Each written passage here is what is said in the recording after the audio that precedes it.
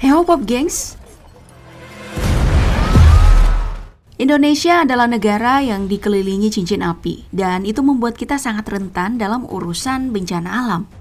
Tsunami Aceh di tahun 2006 adalah salah satu contohnya, atau sebut saja gempa besar di kawasan Pasigala 2018 silam.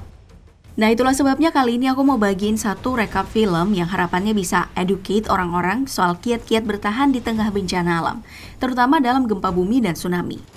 Ya, biar gak dosa mulu bahas cucian botol. Soalnya gini-gini aku juga mau dong sesekali ngasih manfaat ke para penonton setia. So, tanpa berlama lagi, segera sediain catatan kamu, kali aja ada yang penting. Ini dia San Andreas.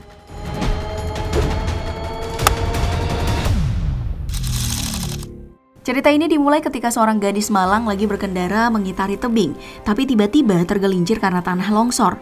Terus mobilnya kesangkut batu dan akhirnya terjebak di jurang curam. Untungnya, beberapa saat kemudian patroli helikopter pemadam kebakaran Los Angeles yang dipimpin oleh Ray diperanin sama Dwayne Johnson lewat di sekitar tebing itu dan melakukan drama penyelamatan yang epik. Dengan helikopter yang rusak dan seorang kru yang hampir gagal, hanya beberapa detik sebelum mobil yang ditumpangi si gadis jatuh dari tebing. Nah, dari situ adegan lalu berpindah ke kantor Caltech di mana seorang seismolog bernama Dr. Kim Park tampak sangat antusias menerima data gempa bumi terkini untuk dilaporkan ke rekannya, yang sesama seismolog sekaligus dosen, Lawrence Hayes. Nah, Lawrence ini adalah orang yang selalu mewanti-wanti dalam kuliahnya soal patahan San Andreas, sebuah lempeng tektonik yang terus bergerak dan dapat memicu gempa besar tiap 150 tahun sekali.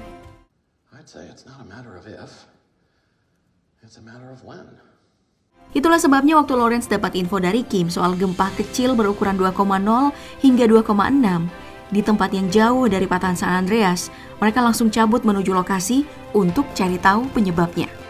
Dan di tempat lain kita bisa lihat Ray, pemadam yang tadi bawa heli, lagi teleponan sama putrinya Blake yang diperanin sama Alexandra Daddarin.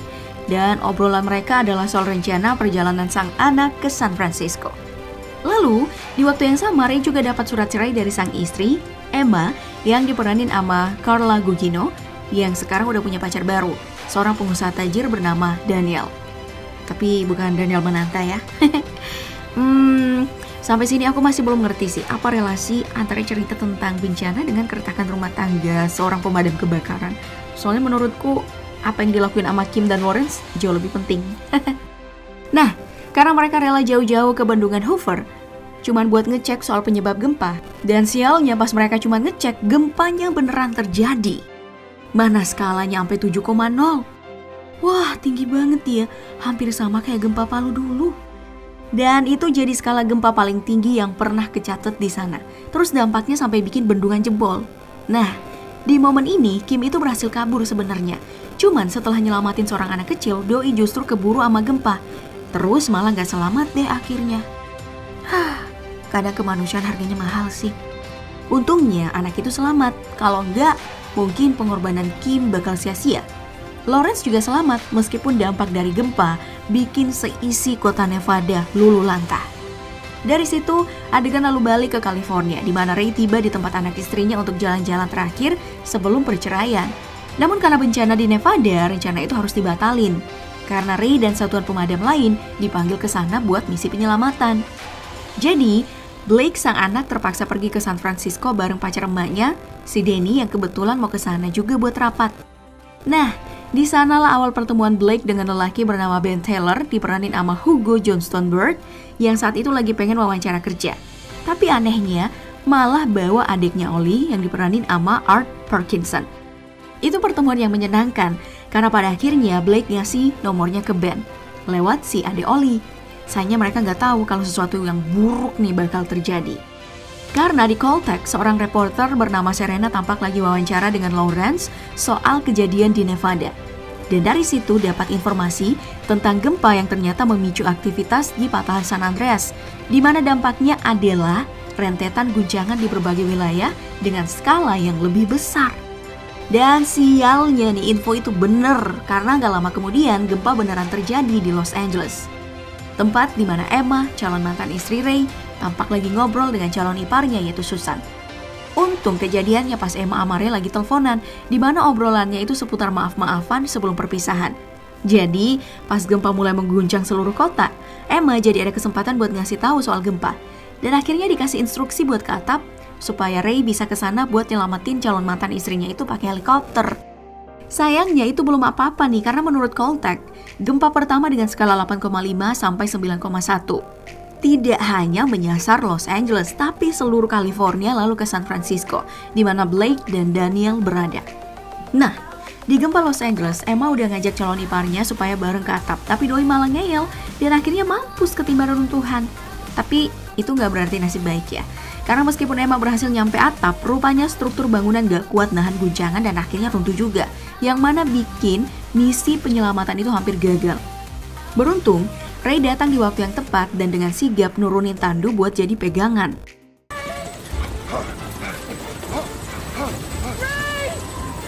Sementara itu, di San Francisco, gempa juga udah mulai mengganas nih dan bikin Blake sama Daniel jadi kejebak di parkiran gedung. Gegara supir mereka mampus duluan ketiban puing-puing. Di momen ini sifat asli Daniel mulai kelihatan. Soalnya pas kaki Blake kejepit di kursi supir, doi malah ninggalin dengan alasan cari bantuan. Terus, pas nyampe di tempat aman, ternyata cuma ngasih tahu satpam doang. Habis itu doi malah kabur, tanpa usaha sedikit pun buat balik dan beneran nyelamatin Blake. Untungnya Ben sama Ollie denger soal itu pas Daniel teriak ke satpam. Terus tanpa fafifu, langsunglah mereka ke parkiran buat nolongin Blake. Ya mereka hampir gagal sih, cuman berkat pengetahuan Ben sebagai insinyur, doi berhasil keluarin Blake dengan cara nyampesin ban mobil. Oh, bisa gitu ya. Pengetahuan baru tuh, gengs. Aku kurang ngerti sih gimana prinsip dasarnya, karena bolos mulu pas pelajaran fisika. Tapi kayaknya Ben manfaatin prinsip pengungkit ya, buat ngeluarin Blake yang kejepit. Cielah, soto banget sih aku. Padahal gak ngerti fisika. Tahu gunanya kayak gitu aku. Mana mungkin bolos kan dulunya. Ini gak enaknya nonton film yang educated. Soalnya kalau dapat ilmu baru suka nyesel gara-gara kebanyakan main pas sekolah. Tapi selalu buru juga sih ya. Kadang cara ngajarnya ngebosenin. Mana yang diajarin kadang gak jelas gunanya buat apaan. Udahlah, udah lewat juga. Intinya film ini ya udah ngajarin seenggaknya ya beberapa hal soal bencana yang gak diajarin sama sekolah kita. So kita lanjut aja dulu ya, siapa tahu ada ilmu lain nih. Oke, nah singkat cerita setelah berhasil, 3 orang ini lalu bergegas ninggalin gedung. Dan atas saran dari Blake, mereka singgah di toko elektronik buat nyari telepon buat dipakai ngontak bapaknya si Ray. Terus, pas berhasil nelpon, Blake cerita soal dirinya yang selamat dan habis itu Ray nyuruh mereka ke Menara Coit, tempat keluarga mereka dulu rayain ulang tahun sang kakek yang ternyata udah gak ada. Selain itu, Blake juga cerita soal Daniel yang ninggalin doi di parkiran dan kabar itu praktis bikin Emma jadi ngamuk. Jadi dikirimlah sumpah serapah dalam bentuk pesan suara ke nomor Daniel. Yang tentu aja udah gak direspon, soalnya yang punya nomor lagi sibuk nyari dan nyuri tempat aman buat lindungin diri dari puing-puing. Meskipun itu artinya ya harus nyingkirin orang lain. Yah, bodo amat lah sama si Daniel. Toh pada akhirnya fokus Ray dan Emma adalah meluncur ke lokasi janjian buat nyelamatin anak mereka satu-satunya, gak peduli apapun rintangannya. Pas mesin helikopter mati, mereka tetap maksa buat mendarat meskipun itu ngerusak minimarket waktu itu jadi sasaran para penjara. Terus habis itu mereka juga nyuri mobil loh yang sebenarnya curian juga.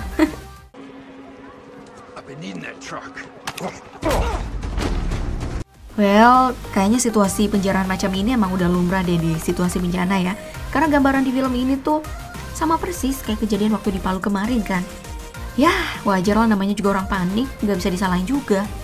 Soalnya situasi darurat kayak gitu itu seringkali nggak ngasih orang-orang pilihan. Bahkan jika mereka ilmuwan macam orang-orang di Caltech yang terpaksa ngehack semua saluran berita.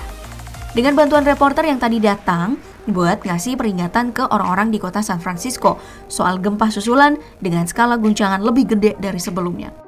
Di mana dampaknya udah mulai terasa ke beberapa tempat, termasuk di jalan penghubung yang putus di jalur perjalanan Ray dan Emma. Untung, mereka ketemu sama pasangan oma-oma yang ngasih peringatan buat berhenti. Terus, abis itu, hibahin pesawatnya ke Emma dan Ray buat dipakai ke San Francisco. Wait, ini oma-oma setajir apa? Kok bisa punya pesawat? Mungkin belinya pakai duit pensiun kali ya. Terserahlah pakai duit apa, pokoknya Berkat pesawat itu, Ray dan Emma akhirnya berhasil sampai ke San Francisco buat jemput anaknya. Dan berkat perjalanan via pesawat itu, kita juga akhirnya tahu alasan perceraian dua pasangan ini yang ternyata ditengarai sikap Ray setelah kematian putrinya Mallory dalam kecelakaan arung jeram. Di mana Ray terus-terusan nyalahin diri sendiri dan bikin hubungannya sama istri jadi renggang. Cuman masalah itu akhirnya selesai di pesawat, karena satu-satunya fokus mereka sekarang adalah Blake yang kejebak di kota orang. Ngomongin soal Blake, Doi masih aman sih bareng Ben sama Ollie. Malah berkat dia sih sebenarnya sepasang saudara lanang ini akhirnya masih hidup. Soalnya anak gadis yang satu ini selain cakep, ternyata punya banyak pengetahuan soal bertahan hidup loh. Mulai dari usul soal kotak elektronik tadi, sampai saran buat geledah truk pemadam, buat nyari kotak taktis yang isinya makanan darurat buat situasi bencana. Bukan cuma itu, Blake ini juga cepet banget ambil keputusan di tengah krisis. Karena pas tahu tempat janjian, Coit Tower ternyata udah dilalap api. Doi langsung ubah rencana nyari tempat tinggi lainnya, yaitu Nob Hill, bahkan jika itu artinya harus tinggalin zona evakuasi. Kayaknya tabiat macam itu turun dari bapaknya deh, yang emang udah terlatih dalam segala situasi di misi penyelamatan. Jadi kalau kayak ginian doang mah udah gak kaget. Makanya pas tahu kalau pesawat yang dipakai udah mulai bermasalah, Ray langsung mutusin buat terjun payung menuju stadion dan berhasil mendarat dengan selamat bareng Emma. Cuman, situasi gak selalu berjalan mulus. Bahkan ketika mereka semua selamat mulu. Di posisi Blake, Ben, dan Ollie misalnya, saat dalam perjalanan menuju bukit, tiba-tiba gempa susulan berskala 9,6 mengguncang kota. Dan akibat dari gempa itu, kaki Ben luka kena pecahan kaca. Jadi, mereka buruan nih nyari tempat buat ngasih perawatan. Sedangkan Ray dan Emma, meskipun berhasil nyelamatin banyak orang, harus terima kenyataan pahit kalau gedung tempat mereka bakal ketemu sama Blake udah habis dilalap api. Jadi mereka buruan ke pantai buat nyuri perahu yang rencananya mau dipakai buat muterin kota, dengan harapan bisa ketemu sama sang anak yang mungkin lagi berlindung di tempat lain. Tapi pasangan ini sepertinya gak kalah sial dengan sang anak dan teman-temannya. Soalnya begitu mereka berhasil nyuri perahu, mendadak air surut pertanda tsunami akan datang. Oh gitu. Pelajaran lagi nih gengs, kalau air mendadak surut artinya mau tsunami. Udah ya, gak usah suruh aku jelasin, soalnya kita masih harus fokus ke ceritanya dulu. Nah, begitu Ray tahu soal kemungkinan tsunami, bukannya kabur, Doi malah maju kapalnya ke arah ombak, yang ternyata dilakuin juga sama kapal lain. Sayangnya, gak semua kapal berhasil. Karena di sisi lain ombak nih ada kapal kargo yang kontainernya itu berjatuhan gara-gara gak kuat nahan guncangan. Untung si Ray jago, jadi bisa menghindar dan akhirnya selamat. Terus, gimana kabar tiga sekawan? Nah, kalau mereka nih pas dapat peringatan tsunami dari radio, lumayan hoki sih. Karena langsung nemu gedung belasan lantai yang ternyata punya si Daniel. Iya bener, si bangke tadi tuh. Oh iya, kalau kamu nyariin orang ini, dia udah Coit by the way. Kejadiannya pas ombak tsunami udah nyampe ke jembatan Golden Gate yang ikonik itu. Terus ada kontainer yang ikut keseret dan akhirnya jatuh nimpa si Daniel. Ups. Ini kejadiannya deketan sama momen pas tiga segawan ini ikut kesapu ombak di dalam gedung karena lantai yang mereka singgahin itu kurang tinggi. Jadi begitu gelombang reda mereka naik beberapa lantai lagi, sekalian buat rawat luka Ben. Dan di momen inilah mereka tanpa sengaja ketemu Ray dan Emma yang telah dipanggil berkali-kali dan gak hanyut. Akhirnya mesti dikode pakai laser hijau hasil jarahan Ollie dari toko elektronik. Metode ini sukses banget dong. Sekarang mereka kelihatan tapi belum sempat diselamatin. Tiba-tiba gedungnya udah ambruk, yang mana bikin Blake terpisah dari dua bersaudara. Dan sialnya malah kejebak di lantai yang udah penuh dengan air. Untung Ray berhasil nemuin putrinya dan berhasil bawa Doi ke lantai atas saat detik-detik paling krisis. Sayangnya pas berhasil sampai di lantai atas, plus berhasil keluar dari gedung berkat bantuan Emma, Ray dan dua saudara harus bersiap dengan kemungkinan terburuk, di mana Blake sepertinya bakal gak tertolong karena paru-parunya udah penuh dengan air. Cuman karena Ray gak mau kehilangan anaknya dua kali, Doi tetap usaha buat neken-neken dada Blake buat ngeluarin air.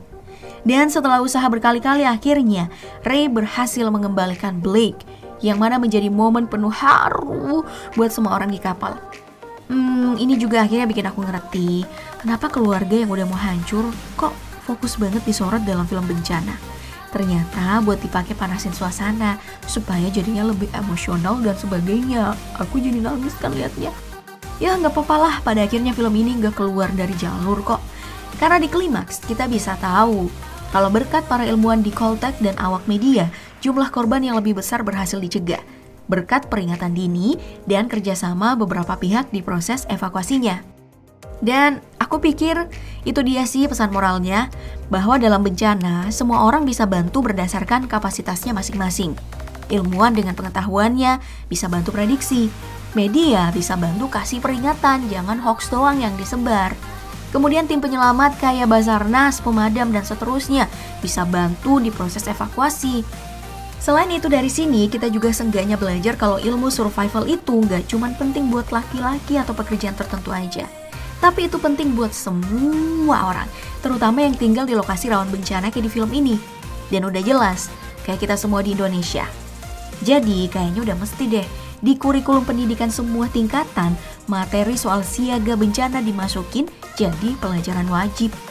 Dan ya sebagai kesimpulan, film arahan Brad Peyton ini keren banget sih, karena selain educated dan aku yakin ada basic risetnya, ceritanya nggak ngebosenin, soalnya nggak cuma tampilin para ilmuwan dan praktisi kebencanaan yang ngomong pakai bahasa langit yang buset aku kagak ngerti. Film ini justru bagian pengetahuan lewat narasi para karakter yang berjuang untuk lepas dari kematian. Jadi selain dipuasin dengan segi kognitif, kita bisa orgasme juga secara emosional, bener gak? Makanya kalau ditanya film produksi New Line Cinema, Village Roadshow Pictures, Red Pack Dune Entertainment, dan Flynn Pictures Company ini recommended atau enggak, aku pasti jawab iyalah. Malah bukan cuma recommended lagi sih, film ini wajib kamu tonton, seenggaknya sebagai modal awal buat bertahan di kondisi krisis, menjelang, saat, dan sesudah bencana. So, itu aja kali ya untuk recap kali ini. Ciao!